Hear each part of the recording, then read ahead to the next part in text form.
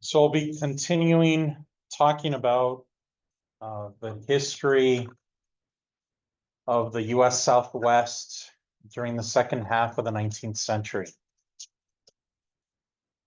In the previous lecture, we talked about vigilante justice and systemic, the results of,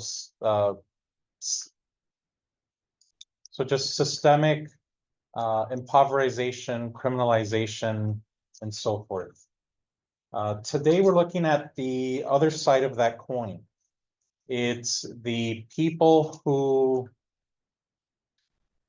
it's about individuals who stood up and resisted that change or that mistreatment. And they've been remembered as, or at the time, they were portrayed as bandits by the media, the general public, you know, kind of criminals.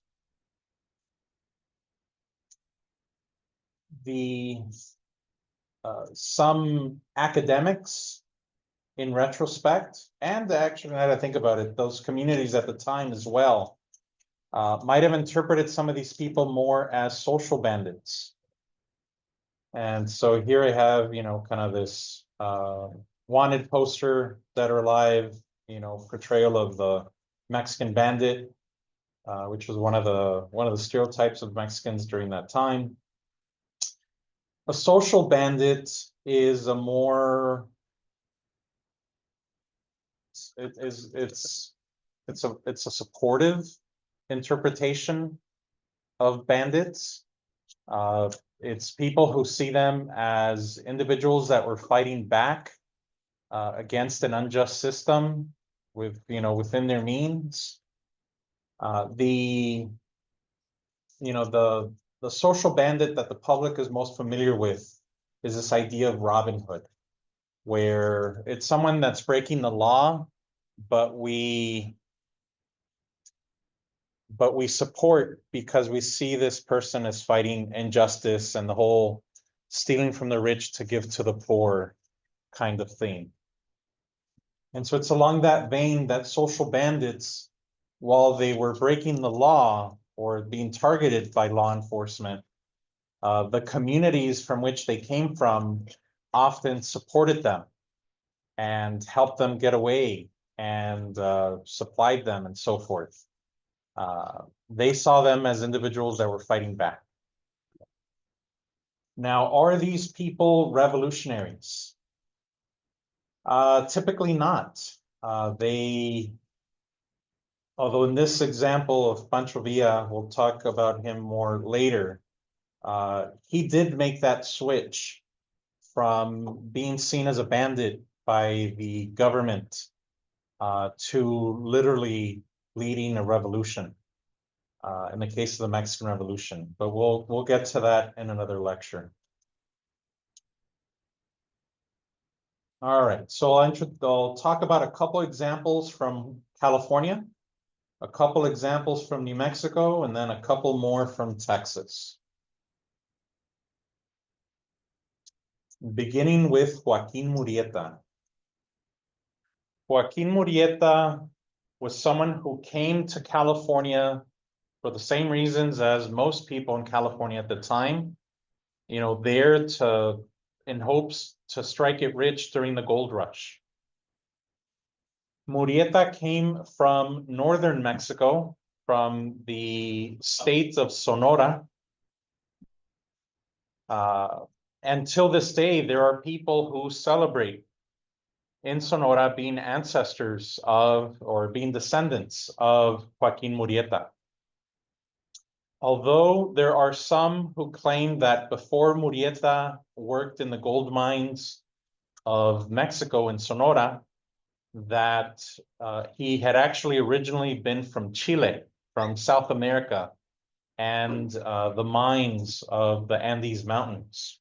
So there's a possibility there that could go back to South America. At any rate, Joaquin Murieta and his family go to Southern California to try to mine and try to strike it rich, like most of the people there. And he finds he encounters a lot of mistreatment. On 2 occasions, he gets kicked out of where he was mining and where he was living, as well as his family. And then there was the final time that happened, it was more aggressive. Some sources say that his brother and he were beaten up. Other sources say that his brother was lynched, hung and killed. Some sources say that his wife was assaulted. Some say that, she was raped. And the truth is that a lot of what's known about Joaquin Murieta is unconfirmed. There's just a lot of things that were unconfirmed, a lot of things that were attributed to him without knowing for sure if they were really whether he was really responsible. There was more than one Joaquin as part of his group. And a lot of the best, or sort of some of the most accessible sources are novels with the intent of sensationalizing this history. And so, unfortunately, for example, these images that I'm showing you, we don't have any pictures of Joaquin Murieta. These are all drawings, intending to portray him one way or another. So, Joaquin Murieta came from Sonora, Mexico to California. His family gets kicked out. He and his family get attacked. And that 3rd time they went overboard, and that's where his life of crime begins. There's a number of people associated with that assault were either found dead or just disappeared, never seen again. 3 of the people who attacked him were found dead, killed with a knife, and the others were simply never seen again. And so yeah, there were lots of things that were attributed to Joaquin Murieta. In fact, there was hysteria in the 1850s regarding Joaquin Murieta. People would claim that he was stealing horses, for example, or robbing stagecoaches, or stealing the gold or gold dust from different individuals simultaneously in northern, central, and southern California. And so that simply could not be, even today, it probably takes about 10 hours to drive from the southern border to the northern border of California.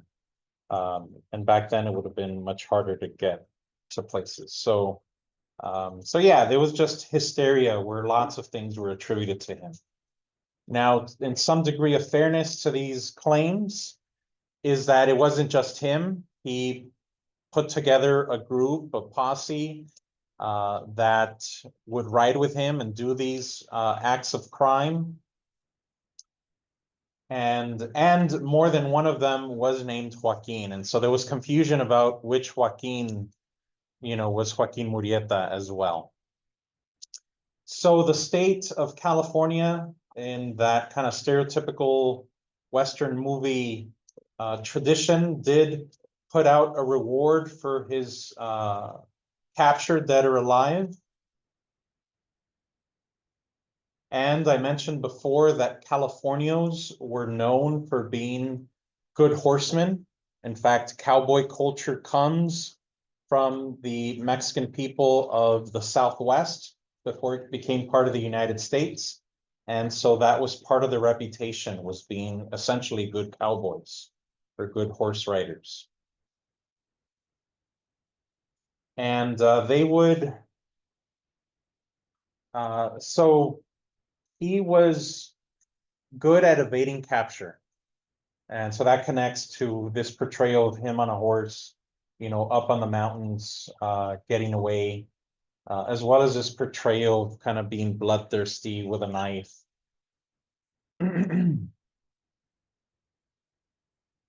So yeah, there were, again, lots of stories about him. Unfortunately, most of them unconfirmed. The state, the authorities definitely portrayed him as a menace.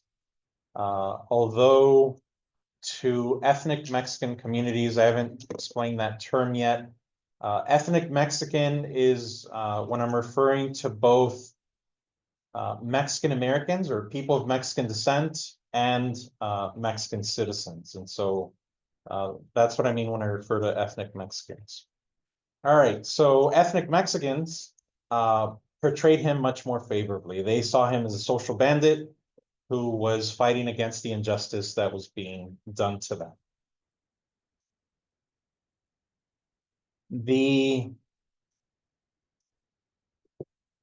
There was a deadline on this reward from the state. And you've probably heard of the Texas Rangers, but you might not have heard that California had an equivalent that they referred to as the California Rangers. A captain of the California Rangers was this person with this kind of humorous name of Harry Love. Led a group of California Rangers to try to capture or kill Joaquin Murieta before the reward expired so that they could cash in on it. He led a group that got into a gun battle, and Captain Love believed that he killed Joaquin Murieta, as well as one of his better known members of his group, of his crew, of his posse, of his gang. And that was an Irishman by the nickname of Three-Fingered Jack. And so Captain Love cut off the head of Joaquin Murieta and chopped off the hand of Three-Fingered Jack as proof that he had, in fact, so he could claim the rewards.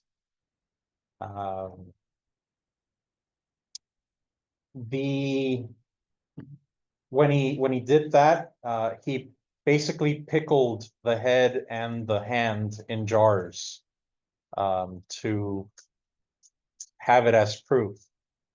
The people who, basically the Mexican American community, people of Mexican descent, they argued that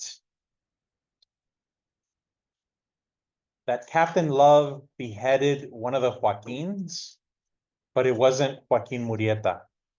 That Joaquin Murieta was injured, mortally injured as a result of the gun battle, but then died a few days later from the wounds. But that it wasn't his head that had been pickled. So that's what this image is about, is the fact that the head of Joaquin Murieta was kind of toured throughout the state, and people would pay money to see the pickled head and hand of Joaquin Murieta and Three-Fingered Jack. And yeah, just kind of wild stories. When I was an undergraduate in a similar Latino history class, I did a research paper on this. And I found out that I found an article, well, a number of things. One is that the head was the head, and the jar with the head was kept at a museum in San Francisco until the big fire of San Francisco in 1903. And then after that, they didn't know what happened to it. They assumed it got lost in that fire. But then there was also an article from an article from the 1980s, where there was a person in Northern California who claimed to have the jar in their living room. Wild, huh? And I don't know if it's true, and I don't know if they have some other jarred head. It's just wild, wild stuff.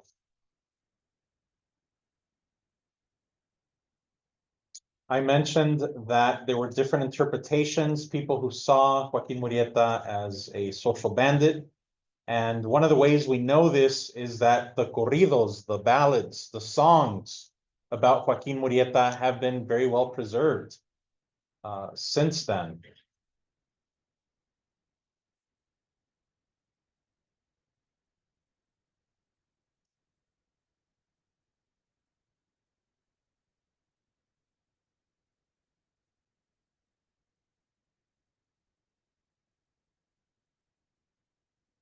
Here's an example of the most well-known of those corridos.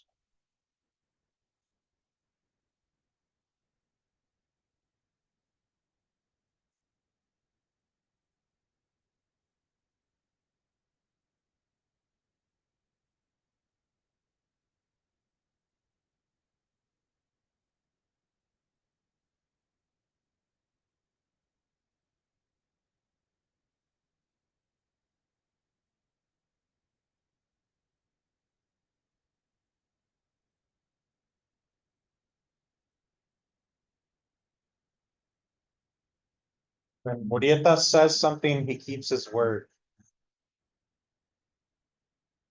Carmelita was so beautiful, and they made her suffer.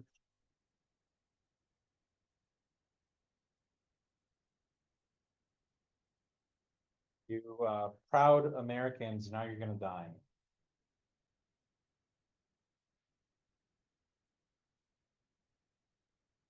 And so there's other corridos about social bandits in general, like this example about bandoleros or bandits. And there's also theories that Joaquin Murieta and all the myths and stories about Joaquin Murieta also helped inspire Zorro, the stories about Zorro. And so I'll play you a little bit regarding this claim. He was hung.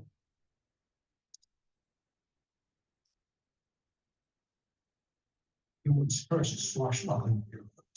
To the left was the state and it's mark. He was justified hero. Or Robert Hood. Another.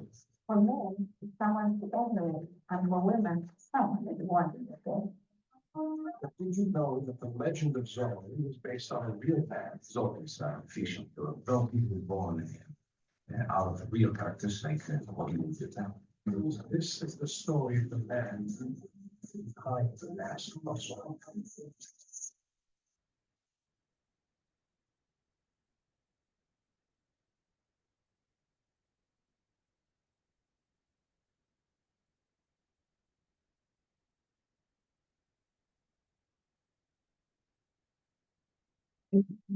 Now, the thing about it being the inspiration for Zorro is that Zorro is a completely different story, has a completely different purpose. Joaquin Murieta, when he's interpreted as a social bandit, is someone who was fighting back against the injustice that Mexican Americans in general were feeling. But Zorro, if you've ever watched or read the story of Zorro, it's almost the opposite. Zorro is supposed to be kind of a hero who is actually fighting against the corruption of Spanish and Mexican California, not rebelling against California during the US and the administration then. So it's, you know, it gets seriously whitewashed. It's kind of loses a lot of that significance by just in a way beginning a lot of those stereotypes of corrupt Latin American leadership. So yeah, an introduction to Joaquin Murieta.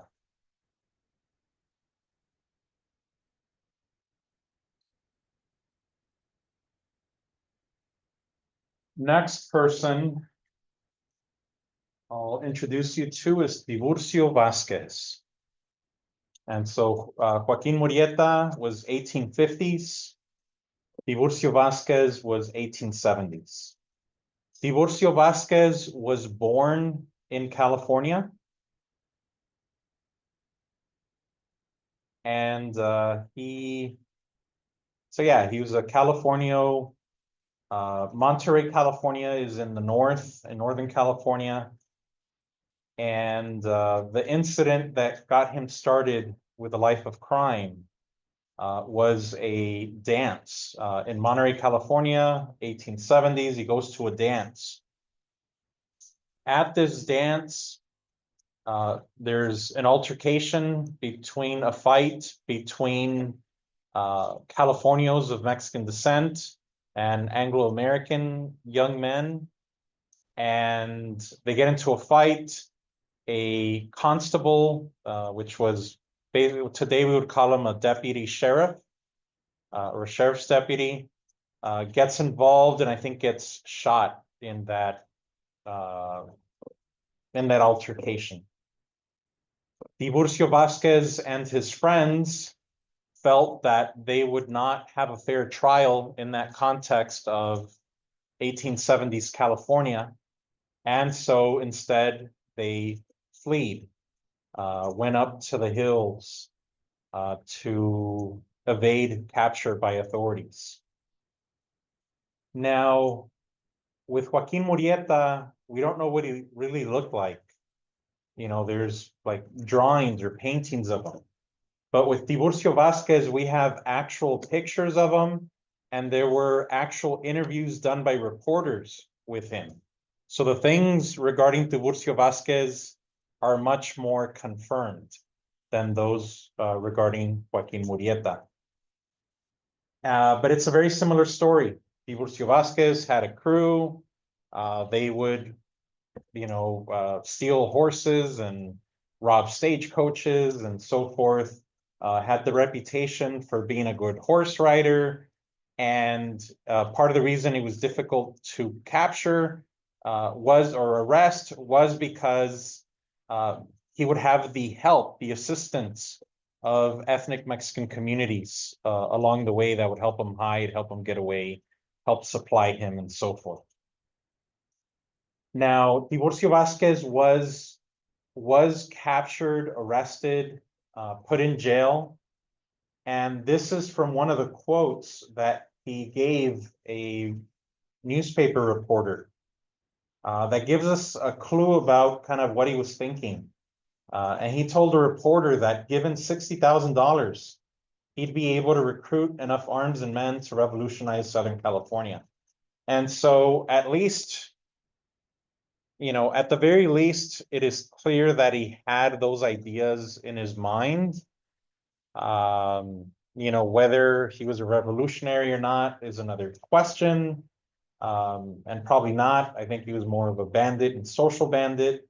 But at least, it seems like he was trying to figure out, or at least wanted to be perceived that way when talking to the media. Similar to Joaquin Murieta, the state put out a reward for his captured dead or alive, a $15,000 reward. Tiburcio Vasquez had a history of, he was a young man, and so, he was in that period, I don't know, kind of stage in a man's life where he's very much interested in women, and that seemed to come across very clearly. And in fact, it ended up costing him his freedom because one of the members of his crew turned him in because he had gotten involved with that crew member's spouse. And so that was the second time he was arrested. When he was arrested the second time, it was in Northern California. He was taken to Northern California, San Jose, California. He got a real trial. It wasn't just kangaroo court and lynching. He got a more significant official trial. And one of the things that is documented as having happened is that he would sell playing cards, like poker cards, with like a brief bio of himself. And allegedly, there would be lines of women that would go see him in jail and pay, buy these cards to help him fight his defense, his legal defense. It was not enough to spare him. In 1875, he was found guilty and hung in San Jose, California. But again, these are actual pictures of Tiburcio Vasquez, not people's drawings trying to portray him in one way or another.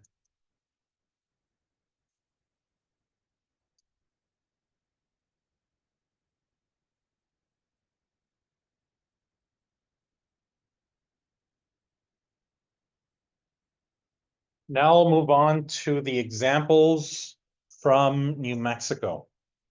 And the first one being Elfego Baca.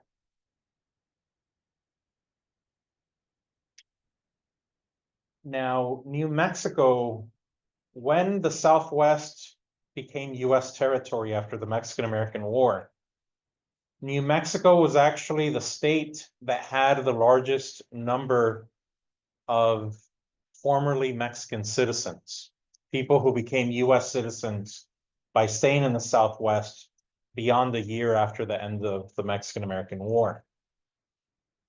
And so there was, just a significant, the largest population of people who became Mexican-Americans in New Mexico.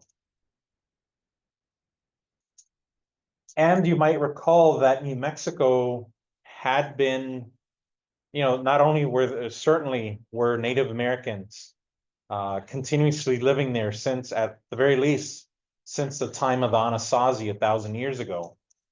But the Spanish had also been founding places such as Santa Fe, New Mexico, at the same time that Jamestown was being founded on the Atlantic coast. And so there were people of Spanish, Native American, mixed race descent in New Mexico that had been there for generations and certainly for hundreds of years at least. So they liked the way things were there. And there was a backlash to the changes that were happening. And they had the numbers to be able to, act more systematically to the changes that were coming. All right, so Elfego Baca lived in New Mexico. And in 1884, there were Texans in particular that were arriving to New Mexico with a very bad attitude toward these people who were formerly Mexican citizens and were now US citizens. And there was this instance where a man by the last name of McCarty in 1884 was in the town that Elfego Baca was in, and he was just downtown shooting his guns, shooting at the air, shooting at businesses. And Elfego Baca went to the sheriff and said, "You got to do something about it." And the sheriff basically says, "Why don't you do something about it?" They're like, "Okay." And he deputized him, to be a deputy. And then he went and arrested McCarty. And so in that sense, he wasn't a social bandit. He was someone who worked within the law to do this. He got himself deputized first. But these Texans that McCarty was a part of, and they were portrayed as kind of a gang, a crew, a posse at the time. They really literally referred to them as the Texans. They went to free McCarty from jail by force. Elfego Baca got into a gun battle with them, and he ended up being in this gun battle, him by himself, against 80 Texans for a gun battle that lasted 36 hours.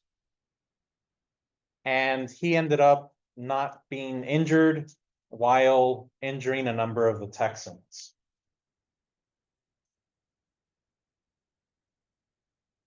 So this incident brought him a lot of attention and fame. And so hence people would refer to him as being like a cat with 9 lives. Or there was a Disney series in the 1950s that was called The 9 Lives of Elfego Baca. And so this idea that, he just couldn't be killed. I'll play you a brief clip of this 1950s Disney series based on Elfego Baca.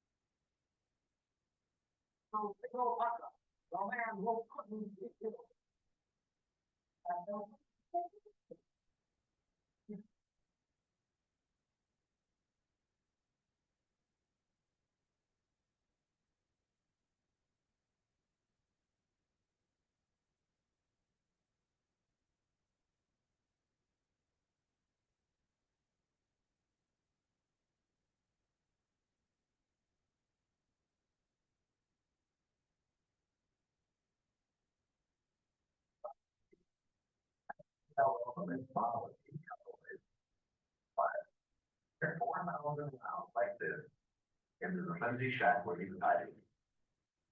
He came out of it without a scratch. And miraculously, so did the statue of Santa Ana that shared the seat with him. His name was Elfego Baca, in the land of big men.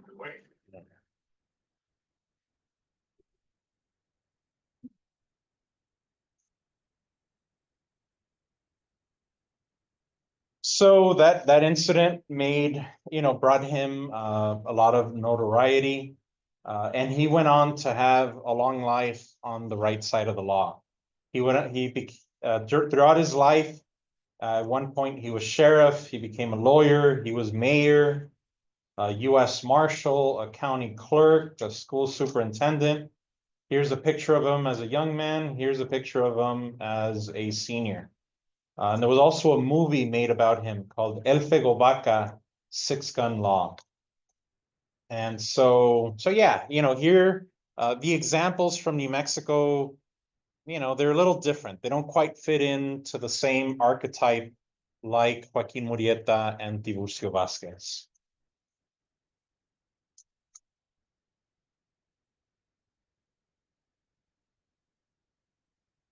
Another example that is unique from New Mexico has to do with Las Gorras Blancas, the white caps.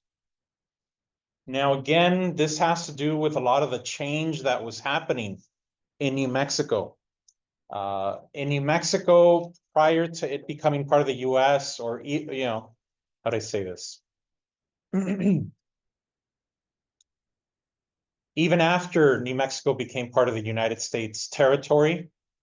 In fact, New Mexico was, I think, the last state in the Southwest to become a US state of, switching from a territory to a state. And some historians argue that that's because there were so many people of Mexican descent in New Mexico that it was the last one to become a US state. At any rate, like I mentioned, that's where majority of the people who were formerly Mexican citizens lived, and they had been there for generations. One of the differences in New Mexico is that they had a long tradition of allowing people to make use of community property.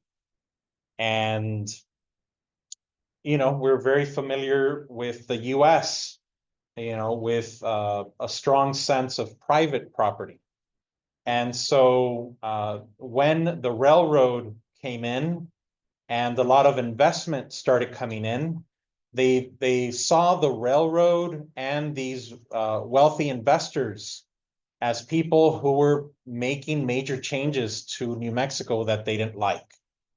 They were cutting off their access to traditional grazing lands that had been kind of community property or used communally for grazing for sheep in particular.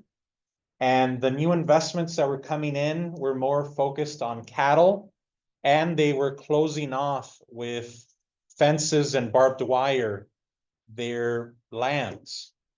And so they had a lot of these issues having to do with land tenure and the way that land would be used. In 1887, there was a court case, Millhiser v. Padilla, that sparked a lot of the activism of Las Gorras Blancas. And they were active in 1889 and 1890.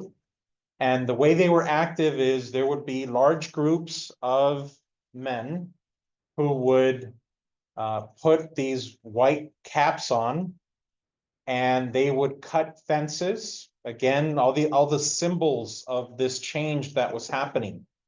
Cut fences, burn crops, destroy railroads, burn down lumber mills. And so they were attacking all these symbols of this investment and this change that was coming about from Anglo-Americans, in particular, the Anglo-American law and investors. Now, they ended up arresting and putting to trial the leaders of the Whitecaps. But because they were tried by a jury of their peers, meaning other New Mexicans of Mexican and Spanish descent, they were acquitted of their for their actions. And so yeah, they're also remembered and portrayed, and also, not quite fitting this, that archetype of Joaquin Murieta and Tiburcio Vasquez, social bandits. But, they were also people who took, in their own way, took justice in their own hands. And in this case, they were able to get away with it.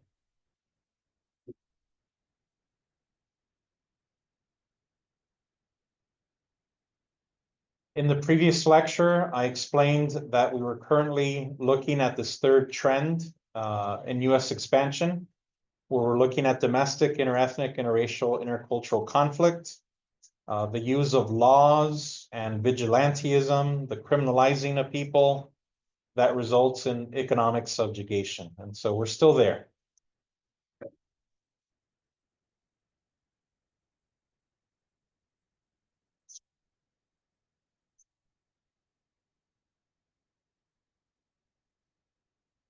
Now the two examples from Texas. Gregorio Cortez was in Texas. The incident happens at the turn of the century in 1901. And a good way to remember Gregorio Cortez is this expression that he shot the sheriff but didn't shoot the deputy. You know, kind of, you know, similar to that reggae song, Bob Marley's reggae song. And so the story there is that Gregorio Cortez had bought I think it was a mare. I don't know all the terminology for different types of horses. But, and neither did the police involved in this, which led to miscommunication that led to this incident happening. So the sheriff in northern Texas went to Gregorio Cortez's property because he had heard that Cortez had recently bought a horse, and the sheriff was looking for a horse that had been stolen. So the sheriff and his deputy go to Cortez's property and interrogate him. There's miscommunication. It results in a shootout, and Gregorio Cortez shoots the sheriff. The deputy gets away. Then there is a law enforcement chase of Cortez that goes from northern Texas to southern Texas as he makes his way to the US-Mexico border.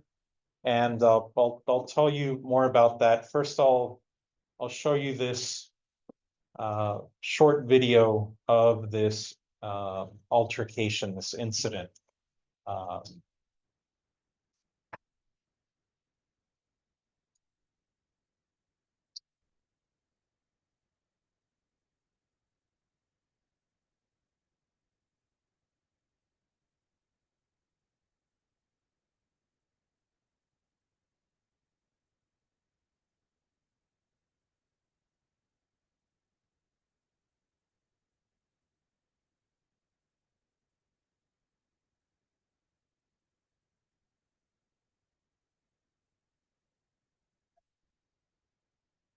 ¿Cómo se llamas?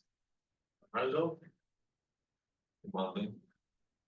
Esto Ronaldo Pinos, Gregorio Cortez.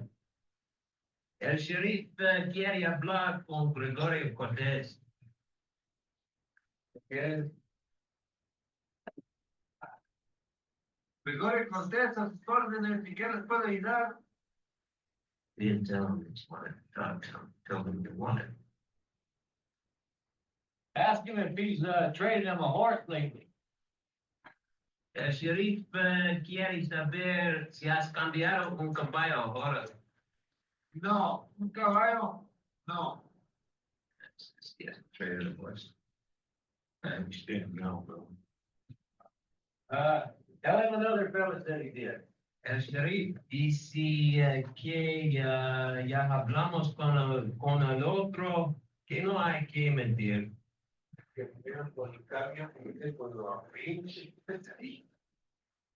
No estamos mintiendo, no cambiamos un caballo, era una yegua, pero hace 2 días.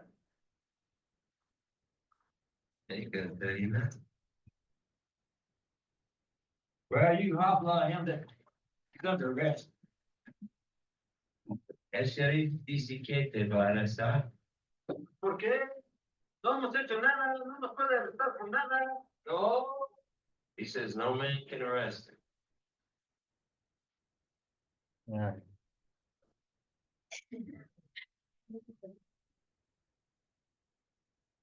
So yeah, there was very bad interpreting going on.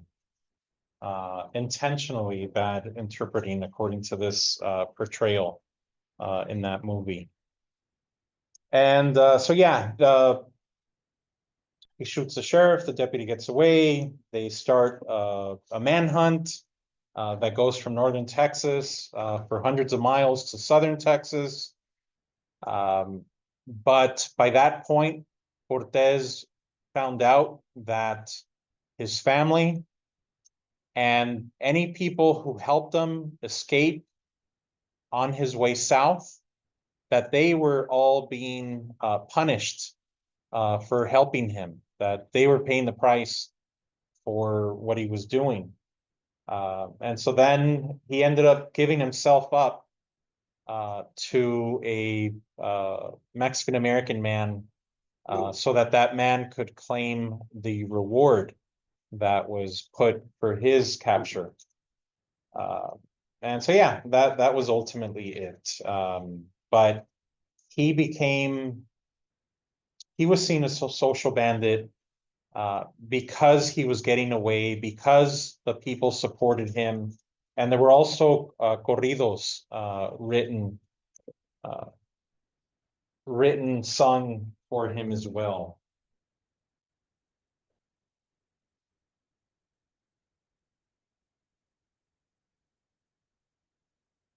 Last person I'll talk about is Juan Nepomuceno, or Cheno Cortina. I might just refer to him as Cortina sometimes by the last name. And he is a complex individual. So, it might seem like contradictory, but hopefully it'll make sense. So at one point in 1851, he supported a filibustering group that wanted to break away from Texas, become its own country, the Republic of Sierra Madre. And so he was from southern Texas. And I think the way a lot of these things make sense is by realizing that he identified as someone from southern Texas, northern Mexico. He identified with that region. And so that helps us make sense about some things that we may think of as that may seem contradictory to us. And so he supported breaking away from Texas that was part of the United States. Then in 1859 is actually the incident that got him started in being on the wrong side of the law.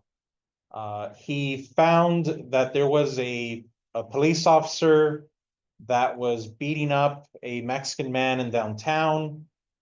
He tried to intervene, telling him, let me take this guy, I'll take him home, he's drunk, but it did not work out, it did not go well. And I think Cortina ended up beating or shooting that police officer. And so at that point, the Anglo-Americans of Brownsville got into a shootout with him. There was a militia that got into a shootout with him. He crosses over the Mexican border into Mexico, and the US pressured the Mexican army to also try to capture him and fight against him, and they did. And so Cortina fought against Anglo-Americans in the US and fought against the Mexican army in Mexico.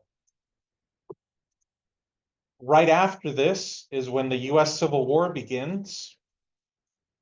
And at that point, Cortina crosses back into Texas and fights against Texan Confederates.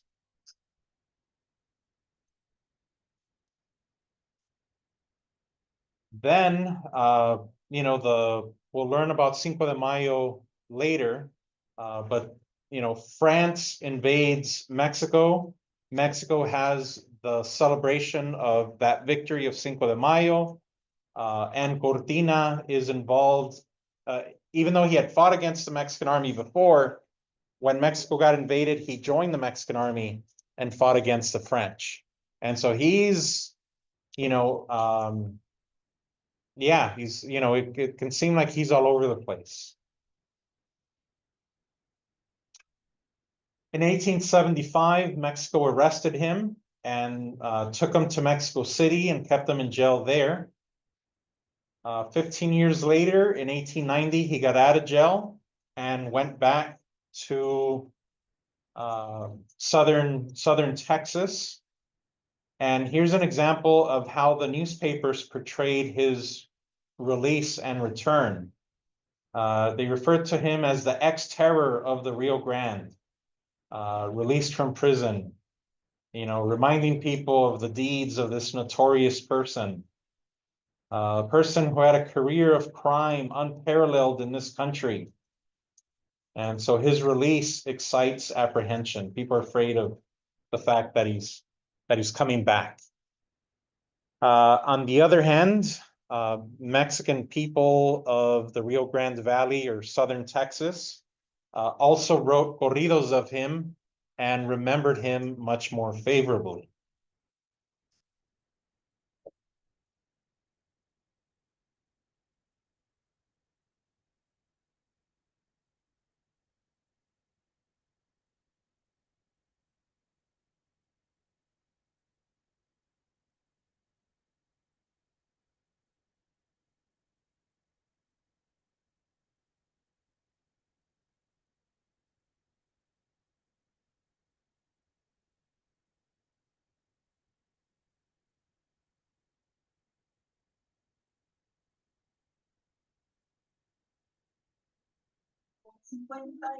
Para ser precisa, una tarde que nos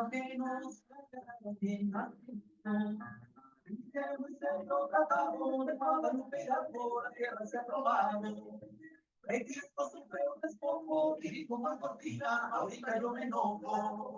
So yeah, and in that case, they also make it, the corrido seems to connect it more to, you know, this was land that Mexico lost and Cortina was fighting back. And so they do simplify it, as opposed to illustrating what a complex individual he was. So again, these were people who were portrayed as bandits by official authorities, people who were seen as social bandits by the communities they came from. And, you know, to varying degrees, they could have been seeking out, bringing about social change. But yeah, in this example, none of them were clearly revolutionaries, although, you know, some of them could lean towards, you know, intentionally trying to do good.